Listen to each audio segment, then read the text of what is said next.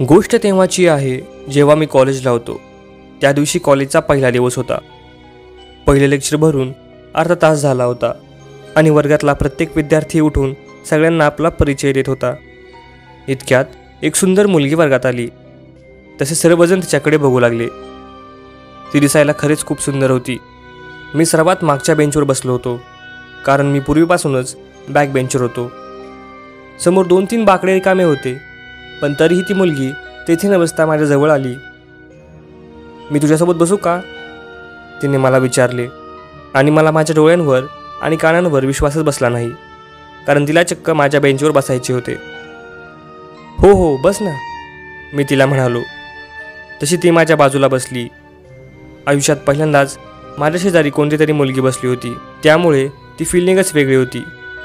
मला तिला तिचे नाव विचारावेसे वाटत होते, पण माझी काही तिला नाव विचारायची हिंमत होत नव्हती. म्हणून मी शांत बसलो. 2-3 लेक्चर संपले आणि ब्रेक झाला. तशी तिने तिची बॅग उचलली. मला बरोबर समजले की ही आता घरी जाण्याच्या तयारीत आहे. एक्सक्यूज मी, तुझं नाव काय आहे, मी तिला विचारले. नेहा, ती मला म्हणाली. मला वाटले की आता ती माझे नाव विचारेल, पण तिने तसे केले नाही. ती घरी जाण्यासाठी निघाली. नेहा, मी तिला आवाज दिला. तशी ती थांबली आणि तिने माझ्याकडे वळून पाहिले. तुला बॉयफ्रेंड आहे का, मी तिला विचारले. पण ती फक्त माझ्याकडे बघून काहीच न बोलता तिथून निघून गेली. ती कदाचित माझ्यावर चिडून तिथून निघून गेली होती. मी आयुष्यात पहिल्यांदा कोणत्या तरी मुलीला बोललो होतो, त्यामुळे मुलींना काय आणि कसे बोलावे हेच मला माहीत नव्हते. त्या दिवशीनंतर ती माझ्या बेंचवर काय, माझ्या जवळच्या बेंचवर सुद्धा बसली नाही. मी नेहमी तिच्याकडे बघायचो, तिच्या मागे मागे फिरायचो, पण ती माझ्याकडे साधे बघतही नव्हती. माझे फर्स्ट इयर तिच्या मागे फिरण्यातच गेले. या 1 वर्षात मला तिच्यावर जीवापाड प्रेम झाले होते. त्यामुळे सेकंड इयरमध्ये एक दिवशी मी तिला अडवले आणि तिला माझ्या मनातले सांगून टाकले. पण ती म्हणाली, हे बघ, मी तसली मुलगी नाही आहे. मी साधी सिंपल मुलगी आहे, त्यामुळे इथून पुढे तू माझ्या मागे येऊ नकोस. पण मीही साधासुद्धा नव्हतो. मी तिच्यासमोर हात जोडून तिच्यासोबत मैत्री केलीच, पण फक्त फ्रेंडशिप, त्यापुढे काहीच नाही. त्यानंतर आमच्या घरी तरी फेसबुकवर बोलणे व्हायचे. मी तिला नेहमी विचारायचो की सांग ना, तुला बॉयफ्रेंड आहे का, तेव्हा ती फक्त नाही म्हणायची. पण एके दिवशी जेव्हा मी माझ्या मित्रांबरोबर एका कॅफेमध्ये गेलो, तेव्हा मी हादरलोच, कारण तेथे नेहा एका मुलासोबत बसली होती, जिचे केस विटकरी होते आणि डोळे घारोळे होते. नेहा त्याच्यासोबत हसून गप्पा मारत होती. ते पाहून मला माझ्या डोळ्यांवर विश्वासच बसला नाही. मी तेथून लगेच निघून गेलो. तेव्हा मला माझ्या दुसऱ्या मित्रांनी सांगितले की त्यानेही नेहाला एके दिवशी त्याच मुलासोबत गाडीवर बघितले होते. मला रडू कोसळले. मला वाटले की नेहा मला खोटे बोलली आहे. त्या रात्री मी आणि माझा मित्र करण, आम्ही दोघेही बस स्टँडवर बसलो होतो. रात्रीच्या 12:30 वाजल्या होत्या, त्यामुळे बस स्थानकावर प्रवाशांची जास्त काही वर्दळ नव्हती. चल रे, त्या भिंतीवर मुतून येऊ, करण मला म्हणाला. मला नको, तू जाऊन ये, मी त्याला म्हणालो. तेव्हा तो एकटाच जवळच्या भिंतीवर लघवी करायला गेला. मी मात्र गाडीवर बसून नेहाने मला दिलेल्या धोक्याविषयी विचार करत बसलो होतो. पण इतक्यात करण ओरडला, ए चिंट्या, लवकर ये इकडे. ए, मला नाही लागली म्हणलं ना, मी त्याच्यावर ओरडून म्हणालो. तसं तो पुन्हा एकदा भिंतीवर लघवी करत करत जोरात ओरडला, आबे इकडे, तुझ्या कामाचं काम आहे, लवकर ये. त्यामुळे मी उठून त्या भिंतीजवळ गेलो. हे पोस्टर वाच, तू भिंतीवर चिकटवलेल्या एका पोस्टरकडे हात दाखवत म्हणाला. मी ते पोस्टर वाचायला सुरू केले. काय तुम्हीही प्रेमात अपयशी आहात आणि रोजचा दिवस तिची आठवण काढत रडण्यात घालवत आहात, तर तुमच्यासाठी एक आनंदाची बातमी आहे. खालील नंबरवर संपर्क साधा आणि तुम्हाला तुमचे प्रेम मिळेल. टीप, कॉलेजच्या तरुणांकडून कसलीही दक्षिणा घेतली जाणार नाही. हे नाही रे, असलं काही खरं नसतं, मी करणला म्हणालो. तेव्हा करण मला म्हणाला, असं कोण म्हणलं तुला? माझ्या गावात दगड्या नावाचा एक मुलगा होता. दिसायला एकदम कोळशासारखा काळाकुट्ट आणि त्याच्याकडे काही प्रॉपर्टी पण होती.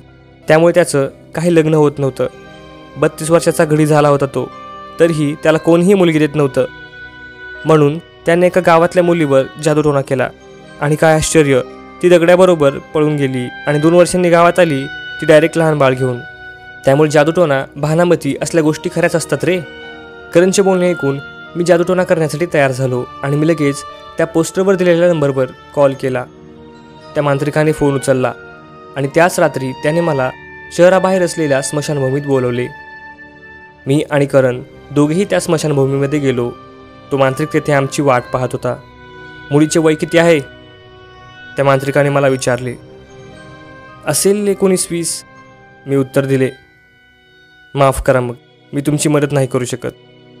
जर मुलीचं वय 18 वर्ष असतं तरच मी तुमची मदत केली असती, तो मांत्रिक मला म्हणाला. पण तसे का? करणने त्या मांत्रिकाला विचारले. मला जेवढं येतं मी तेवढं सांगणार ना.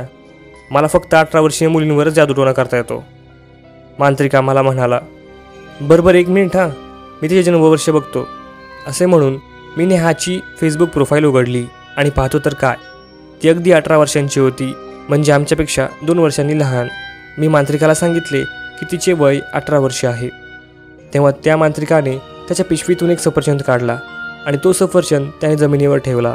नंतर हातात राग घेऊन तो मंत्र पुटपुटू लागला.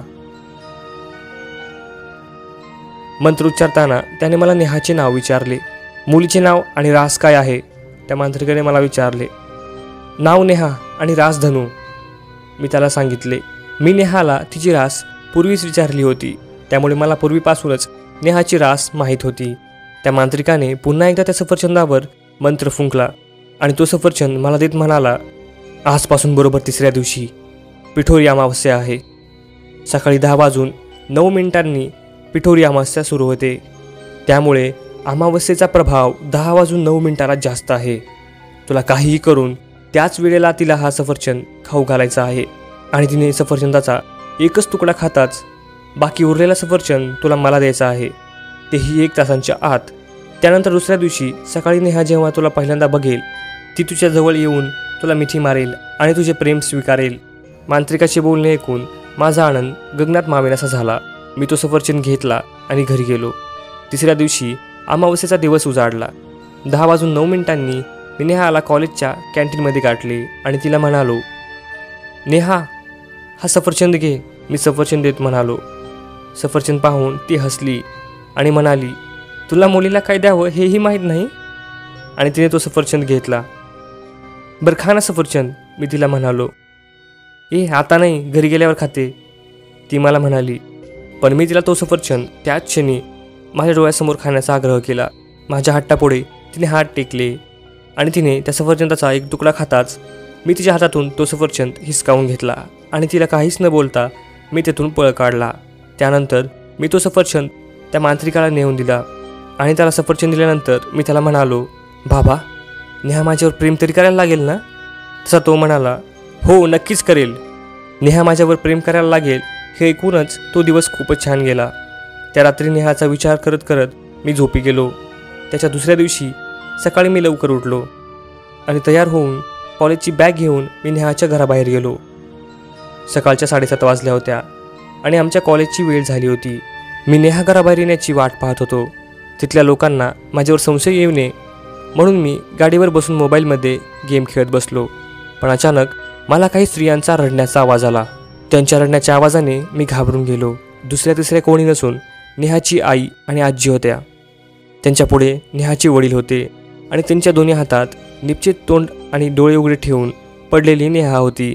नेहाचे पप्पा तिला उचलून घराच्या गेट बाहेर घेऊन आले. त्यांनी रिक्षासाठी रस्त्याच्या दोन्ही बाजूंनी पाहिले, पण तेथे कोणताही रिक्षा नव्हता. तोच त्यांची नजर माझ्यावर पडली.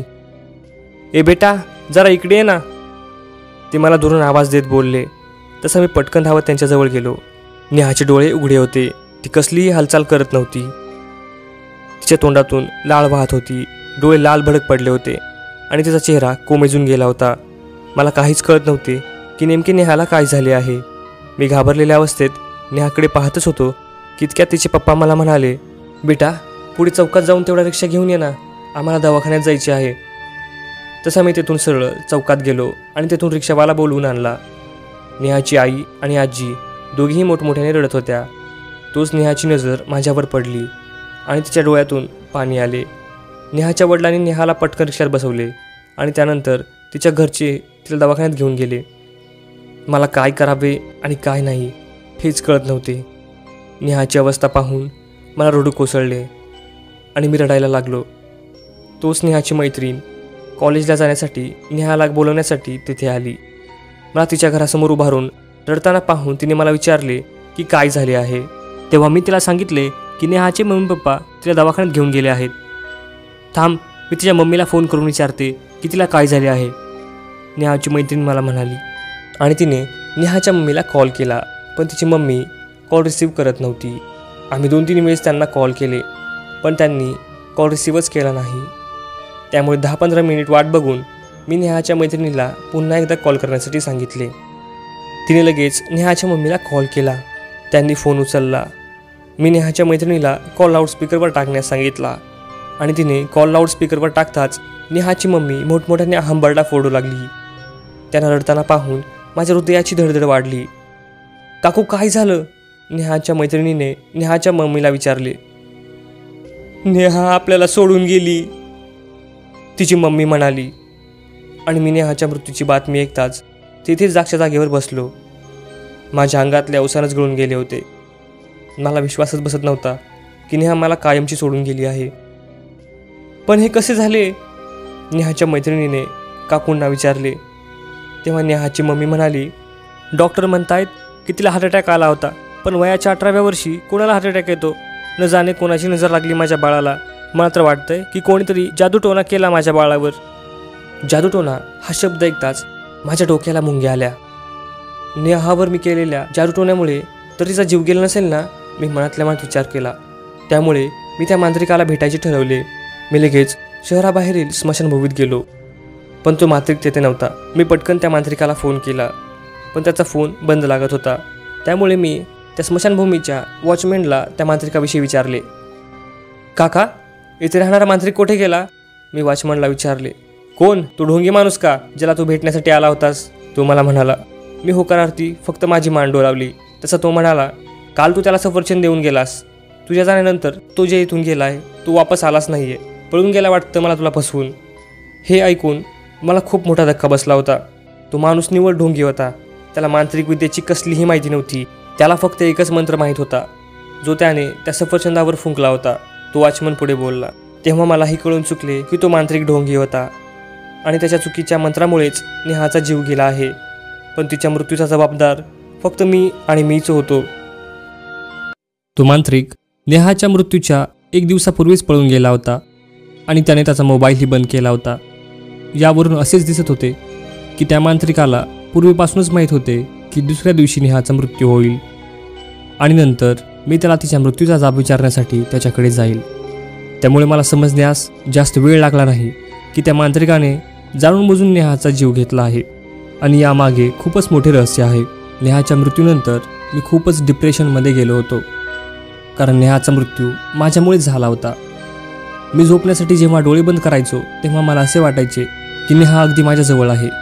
नेहाच्या मृत्यूनंतर मला तिच्या मैत्रिणीने सांगितले की नेहा माझ्यावर खूप आधीपासूनच प्रेम करत होती. तेव्हा मी तिला कॅफेतल्या विटकरी केसांच्या आणि घारुळ्या डोळ्यांच्या मुलाविषयी सांगितले. तेव्हा मला तिच्याकडून कळाले की तो मुलगा तिचा मावस भाऊ होता. तो कधीतरी नेहाच्या घरी यायचा. त्या दोघांचे खूप जमायचे, त्यामुळे ते नेहमी सोबत फिरायचे. ते ऐकून मला त्याच जागी जीव सोडावासा वाटत होता, कारण मी नेहाविषयी खूपच वाईट विचार केला होता आणि तिच्यावर करणी केली होती. तिच्या मृत्यूचा जबाबदार मीच होतो. नेहाच्या मृत्यूनंतर कित्येक महिने तरी मी सुखाने झोपू शकलो नाही. अनेकदा मी आत्महत्या करून स्वतःला संपवण्याचाही प्रयत्न केला, पण माझी एकदाही फाशी घेण्याची हिंमत झाली नाही.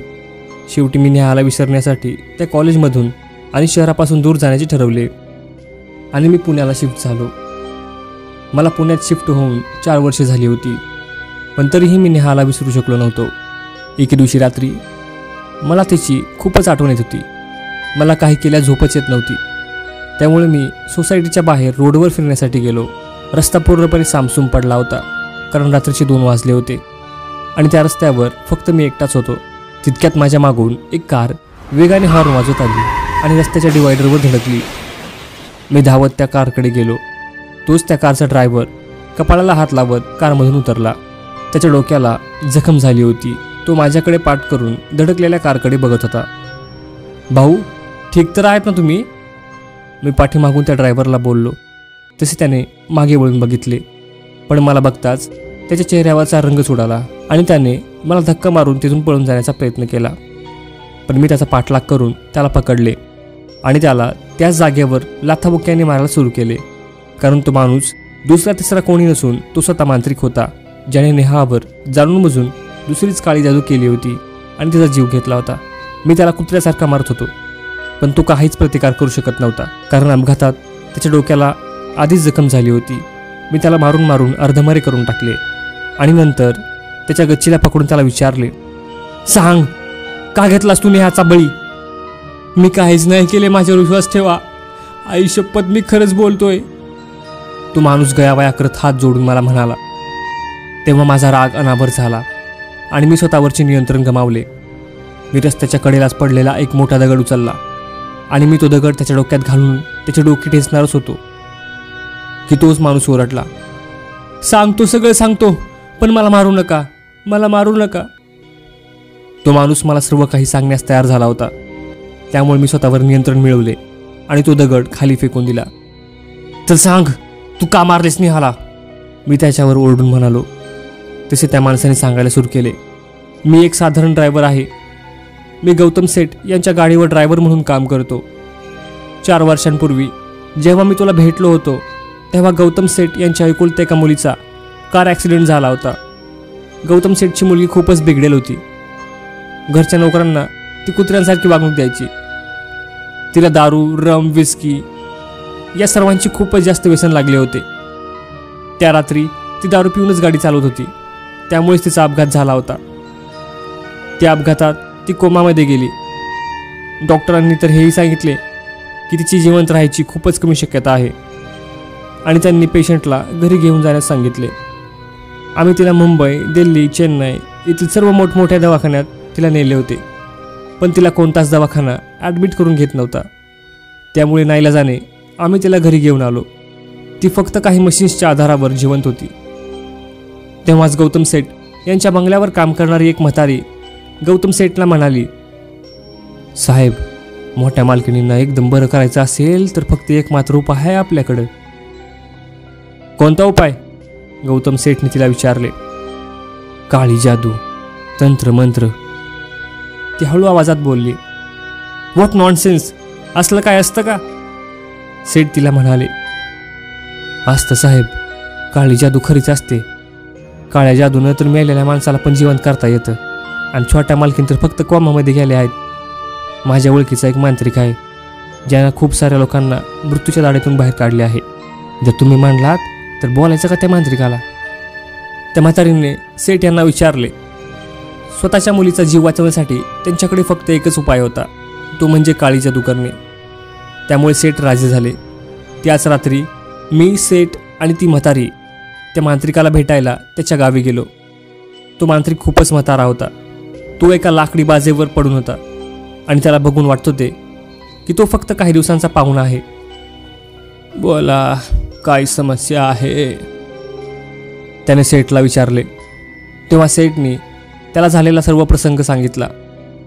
तुमच्या मुलीला वाचवण्यासाठी फक्त एकच पर्याय आहे, तो म्हातारा तांत्रिक सेठला म्हणाला.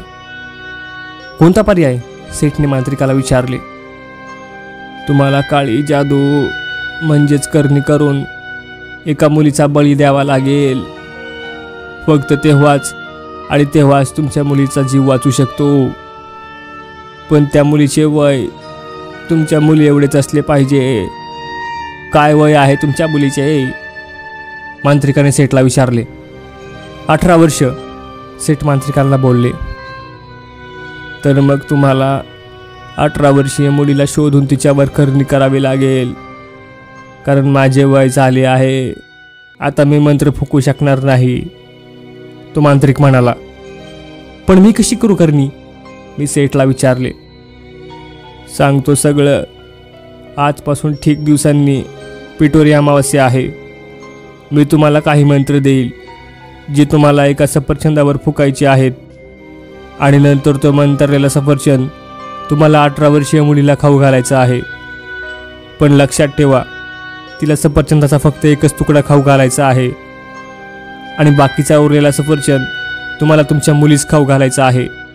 ती सफरचंद खाताच तुमची मुलगी ठणठणीत बरी होईल. पण ती दुसरी मुलगी जिच्यावर करणी केली आहे तिचा मृत्यू होईल, तो मांत्रिक म्हणाला. त्यानंतर त्याने तो मंत्र एका कागदावर लिहून दिला आणि आम्ही तेथून निघून गेलो. मी गौतम सेठ यांच्या सर्वात जवळचा आणि विश्वासू माणूस होतो, त्यामुळे त्यांनी करणी करायची जबाबदारी माझ्यावर सोपवली. मला माहीत होते की कॉलेजचे तरुण आपल्या प्रेमाला मिळवण्यासाठी काही करायला तयार असतात, त्यामुळे मी तरुणांना फसवण्याचे ठरवले आणि तू माझ्या जाळ्यात फसला. तू ज्या दिवशी मला सफरचंद दिलास त्याच रात्री मी सफरचंद घेऊन पुण्याला आलो आणि तो सफरचंद छोट्या मालकिणींना खाऊ घातला आणि तो सफरचंद खाताच काही वेळातच त्या कोमातून बाहेर आल्या. त्या माणसाचे बोलणे संपले, पण नेहाच्या मृत्यूचे सत्य माझ्यासमोर आले होते, जे खूपच भयानक होते. एका करणीने नेहाचा जीव घेतला होता, त्यामुळे मी इथून पुढे करणी, तंत्रमंत्र, पाहनामती यापासून कोसभर लांब राहायचे ठरवले. नेहाच्या जीवाच्या बदल्यात दुसऱ्या मुलीचे प्राण वाचले होते. मी जाऊन त्या मुलीला मारून बदला तर घेऊ शकत नव्हतो, कारण मी जर तिचा जीव घेतला असता तर नेहाचा बळी विफल गेला असता आणि तो माणूस तर फक्त एक प्यादा होता. त्याने जे काही केले ते त्याच्या मालकाच्या सांगण्याहून केले होते, त्यात त्याची काहीच चूक नव्हती. त्यामुळे मी त्या माणसाला सोडून दिले आणि तिथून निघून गेलो. माझे नाव विजय आहे आणि मी डॉमिनोजमध्ये पिझ्झा डिलिव्हरी बॉयचे काम करतो. मागच्या 6 वर्षांपूर्वी माझ्यासोबत एक भुताटकी घडली होती, ज्यानंतर खूप दिवस मी मेंटली डिस्टर्ब झालो होतो. मी तो प्रसंग आज तुमच्याशी शेअर करणार आहे. 3 वर्षांपूर्वी मी सोलापूरच्या एका कॅफेमध्ये डिलिव्हरी बॉयचे काम करत होतो. त्या दिवशी त्या कॅफेमध्ये डिलिव्हरी बॉय म्हणून माझा कामाचा पहिलाच दिवस होता. त्या दिवशी रात्रीच्या 9:30 वाजता मी शहरात पिझ्झा डिलिव्हरी देत होतो. मी पिझ्झा ऑर्डर घेऊन एका कस्टमरच्या घरी गेलो, पण त्यांच्या घराला कुलूप होते. तेव्हा मी त्यांना कॉल केला. मला त्यांच्याकडून असे समजले की ते काही कामानिमित्त अर्जंट बाहेरगावी गेले आहेत. त्यानंतर त्यांनी ऑर्डर कॅन्सल केली. मी तेथून वापस कॅफेकडे जात होतो, पण इतक्यात माझ्या मोबाईलवर अननोन नंबरवरून कॉल आला. मी तो कॉल उचलला. हॅलो, कोण आहे? मी इकडून बोललो. तसे फोनच्या पलीकडून एक तरुणी बोलली, मी सनशाईन कॉलनीमधून बोलते आहे. माझा पिझ्झा कधी येईल? तुमचे नाव काय आहे मॅडम? मी त्या तरुणीला विचारले. रचना भोसले, ती म्हणाली. पण त्या तरुणीची ऑर्डर माझ्याकडे नव्हती.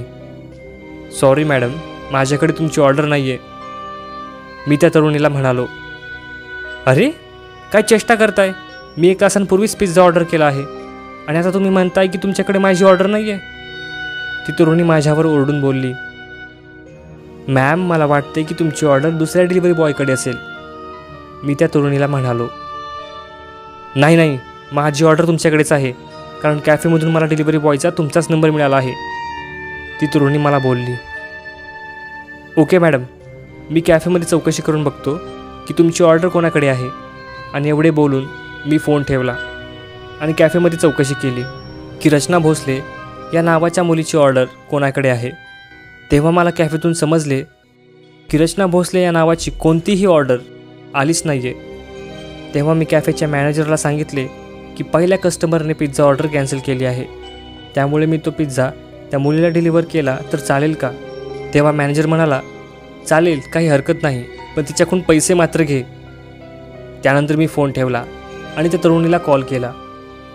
मॅम, तुमचा डिलिव्हरी ॲड्रेस या नंबरवर मेसेज करा. मी काही वेळातच तुमचा पिझ्झा घेऊन तुम्ही दिलेल्या ॲड्रेसवर पोहोचतो.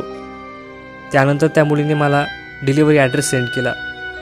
सनशाईन कॉलनी, वसुंधरा निवास. सनशाईन कॉलनी शहराच्या बाहेर होती. तो एरिया एक डेव्हलपिंग एरिया होता, जिथे नुकतेच शहर वसायला सुरू झाले होते. रात्रीच्या 10 वाजता मी सनशाईन कॉलनीमध्ये वसुंधरा सदन बाहेर पोहोचलो. ते घर त्या कॉलनीच्या बाहेर होते, त्यामुळे ते घर शोधण्यासाठी मला खूप वेळ लागला. घर खूपच जुने होते.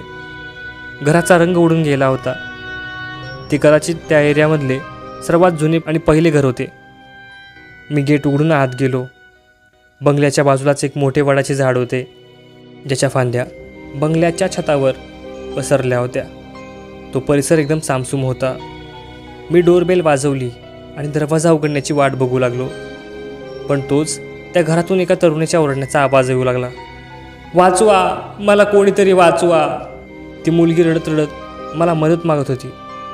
मी विचार करत होतो की त्या मुलीसोबत काय घडत असेल की त्यामुळे ती मदतीसाठी आवाज देत आहे. प्लीज कोणीतरी वाचवा, ती मुलगी पुन्हा एकदा किंचाळत म्हणाली. मी त्या मुलीची मदत करण्याचे ठरवले.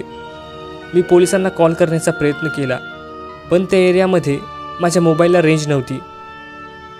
ती मुलगी अजूनही मोठमोठ्याने मदतीसाठी हाका मारत होती. काय चाललंय घरात? मी मोठ्याने ओरडलो आणि दरवाजावर लाथ घातली. तसा घराचा दरवाजा ताडकन उघडला. म्हणजे घराचा दरवाजा उघडाच होता. तेव्हा माझ्या डोक्यात उजेड पडला. कदाचित ती मुलगी आज घरी एकटीच आहे आणि ती दरवाजा बंद करायचा विसरली असेल. आणि कदाचित एखादा चोर घरात घुसला असेल आणि तो तिच्यावर जबरदस्ती करायचा प्रयत्न करत आहे. मी मनातल्या मनात बोललो. मी आजूबाजूला बघितले. तसे मला भिंतीच्या कडेला एक लोखंडी रॉड दिसला. मी तो रॉड उचलला आणि घरात घुसलो. वाचवा. ती मुलगी पुन्हा एकदा ओरडली. तो आवाज दुसऱ्या मजल्यावरील एका बेडरूममधून येत होता. मी पायऱ्या चढून त्या बेडरूमच्या बाहेर पोहोचलो. त्या बेडरूमचा दरवाजा उघडाच होता, पण आतील लाईट्स बंद होत्या, त्यामुळे मला आतले काहीच दिसत नव्हते. मी त्या रूममध्ये गेलो आणि भिंतीवर लाईटचे स्विच शोधण्यासाठी हात फिरू लागलो. तोच मला स्विचेस सापडले. मी ते सर्व स्विचेस ऑन केले आणि त्या रूममधील लाईट्स लागल्या.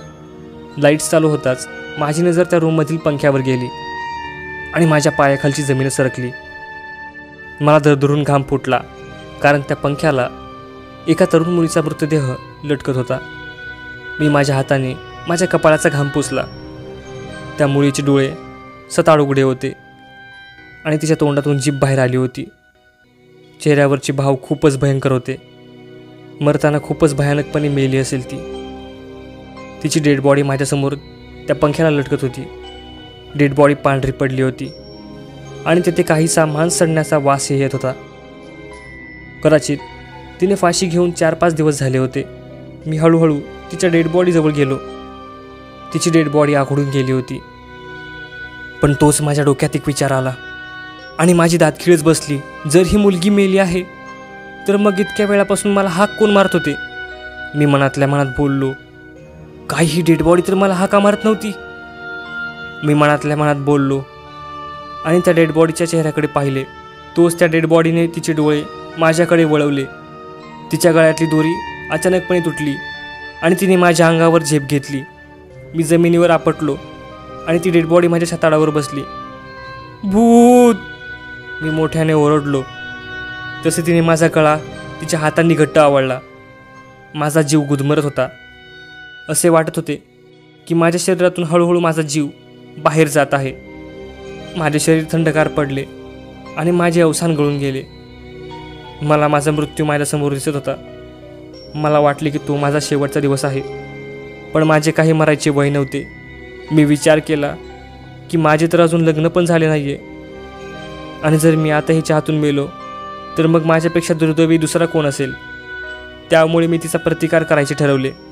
माझ्या हातात रॉड होता. मी तो घट्ट पकडला आणि सर्व ताकद एकवटून त्या डेड बॉडीच्या डोक्यात घातला. तशी ती माझ्या अंगावरून खाली पडली. मी माझ्या जागेवरून उठलो आणि जिन्याच्या पायऱ्या उतरून धावत घराच्या दरवाजाकडे गेलो आणि पाहतो तर काय, घराच्या दरवाजासमोर ती डेड बॉडी माझी वाट पाहत होती. तिच्या हातात तो गळफास होता. मला वाटले की ही आता मला फाशी देऊन मारेल, म्हणून मी पुन्हा एकदा धावत पायऱ्या चढून टेरेसवर गेलो. वडाच्या काही फांद्या टेरेसवर पसरल्या होत्या.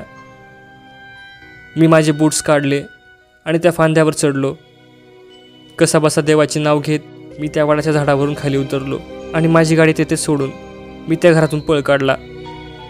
ती कॉलनी शहराबाहेर असल्याने रात्री 10:30 वाजताच ती पूर्णपणे सामसूम पडली होती. त्या सामसूम रस्त्यावर मी जीव मुठीत घेऊन धावत होतो. शेवटी कसाबसा मी हायवेवर पोहोचलो. मी खूप साऱ्या गाड्यांना हात करून लिफ्ट मागितली, पण कोणीच ती गाडी थांबवत नव्हते.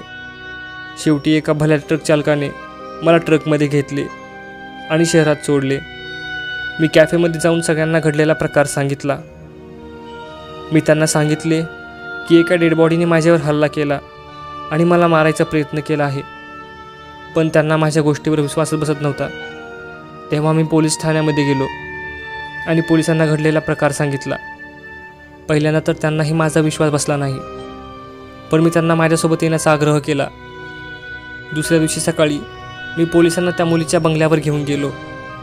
सर्वजण मला म्हणत होते की तुझा भास झाला असेल, पण मी त्यांना सांगत होतो की खरेच त्या घरात एका मुलीची डेड बॉडी आहे आणि तिनेच माझ्यावर हल्ला केला होता. जेव्हा आम्ही घरात गेलो तेव्हा आम्हाला त्याच बेडरूममध्ये त्या मुलीची डेड बॉडी फॅनला लटकताना दिसली. ते पाहून सर्वजण थक्क झाले. त्यांनाही कळून चुकले की मी अगदी खरं बोलत होतो. त्या मुलीच्या डेड बॉडीच्या हातात सुसाईड नोट होती. इन्स्पेक्टर जाधवने ती नोट हातात घेतली आणि उघडून वाचायला सुरू केले.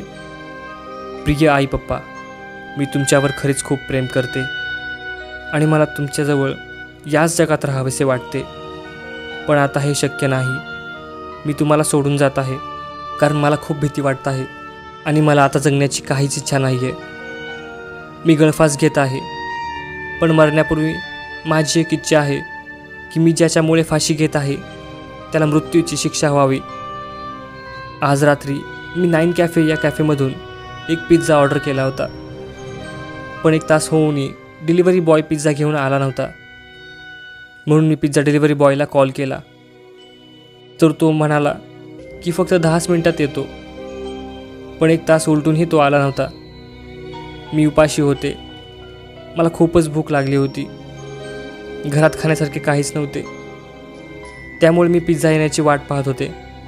काही वेळाने मी त्याला पुन्हा कॉल केला, तर पुन्हा तो तेच बोलला, फक्त 10 मिनिटात येतो मॅडम. तेव्हा मला त्याचा राग आला आणि मी त्याच्यावर ओरडून बोलले. त्यानंतर 10 मिनिटात घराची बेल वाजली.